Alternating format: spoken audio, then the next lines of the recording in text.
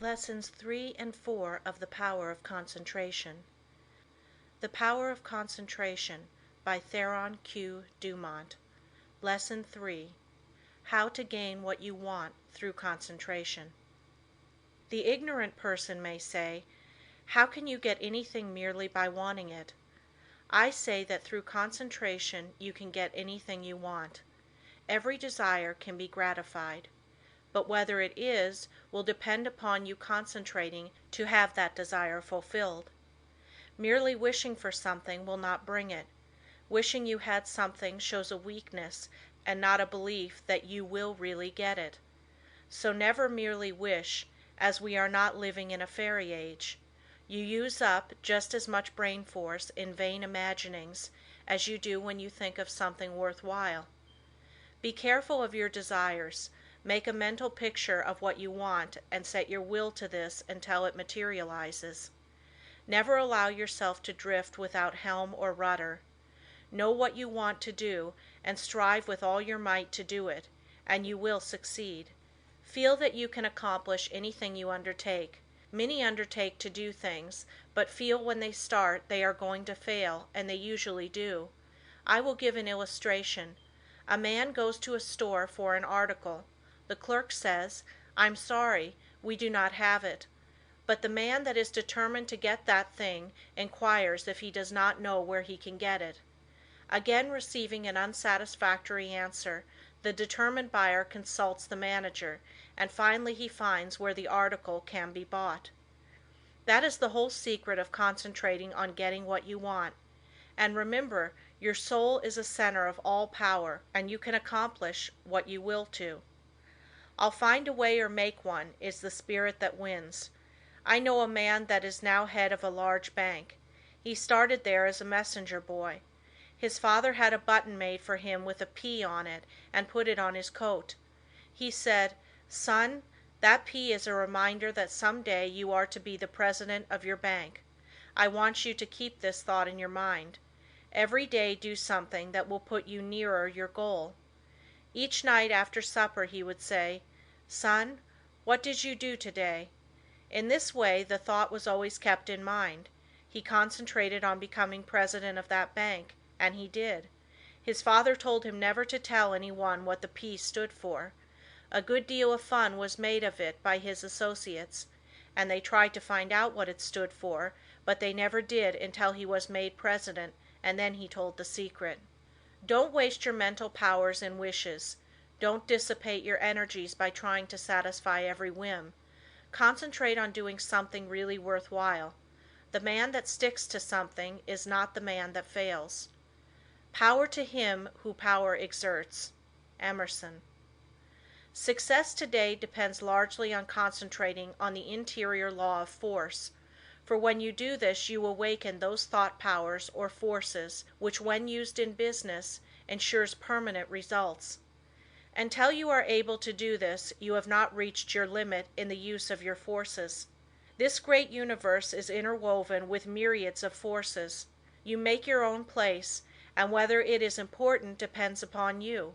Through the indestructible and unconquerable law you can in time accomplish all right things, and therefore do not be afraid to undertake whatever you really desire to accomplish and are willing to pay for in effort. Anything that is right is possible. That which is necessary will inevitably take place. If something is right, it is your duty to do it, though the whole world thinks it to be wrong. God and one are always a majority, or in plain words, that omnipotent interior law which is God, and the organism that represents you, is able to conquer the whole world if your cause is absolutely just. Don't say, "I wish I was a great man."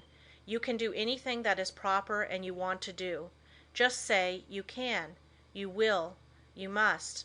Just realize this and the rest is easy. You have the latent faculties and forces to subdue anything that tries to interfere with your plans.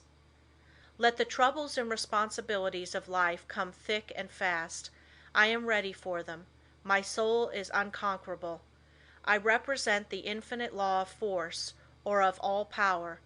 This God within is my all-sufficient strength and ever-present help in time of trouble. The more difficulties, the greater its triumphs through me. The harder my trials, the faster I go in the development of my inherent strength. Let all else fail me. This interior reliance is all sufficient. The right must prevail. I demand wisdom and power to know and follow the right. My higher self is all wise. I now draw nearer to it. Lesson 4. Concentration, the silent force that produces results in all business. I want you first to realize how powerful thought is. A thought of fear has turned a person's hair gray in a night. A prisoner condemned to die was told that if he would consent to an experiment and live through it, he would be freed. He consented. They wanted to see how much blood a person could lose and still live. They arranged that blood would apparently drop from a cut made in his leg. The cut made was very slight, from which practically no blood escaped. The room was darkened, and the prisoner thought the dropping he heard was really coming from his leg. The next morning he was dead through mental fear. The two above illustrations will give you a little idea of the power of thought. To thoroughly realize the power of thought is worth a great deal to you. Through concentrated thought power you can make yourself whatever you please. By thought you can greatly increase your efficiency and strength. You are surrounded by all kinds of thoughts, some good, others bad, and you are sure to absorb some of the latter if you do not build up a positive mental attitude. If you will study the needless moods of anxiety, worry, despondency, discouragement, and others that are the result of uncontrolled thoughts, you will realize how important the control of your thoughts are. Your thoughts make you what you are. When I walk along the street and study the different people's faces, I can tell how they spent their lives.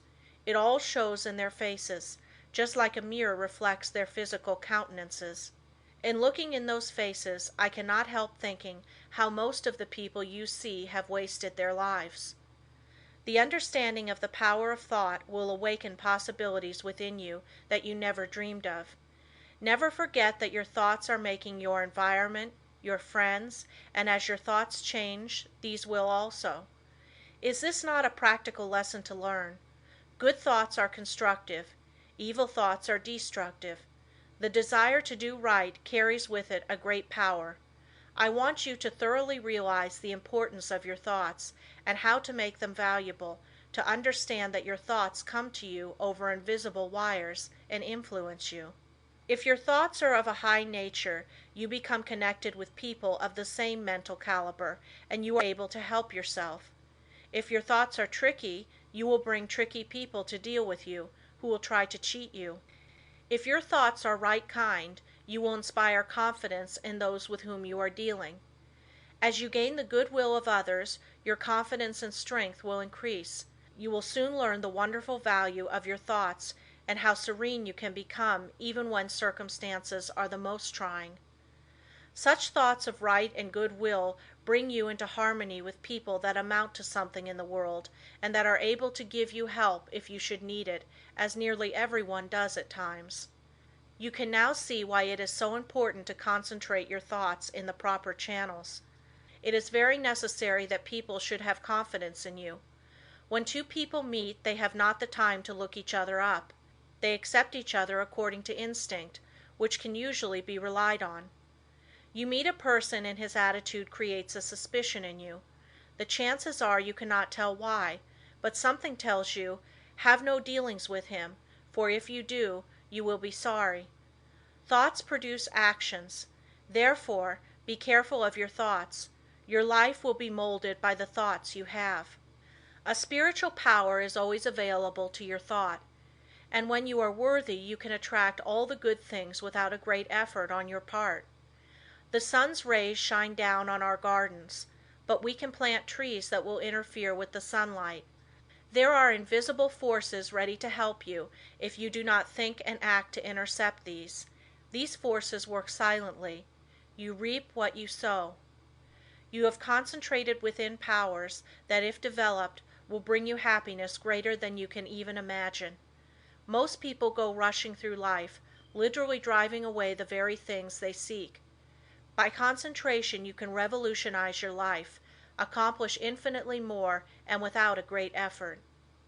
Look within yourself and you will find the greatest machine ever made. How to speak wisely.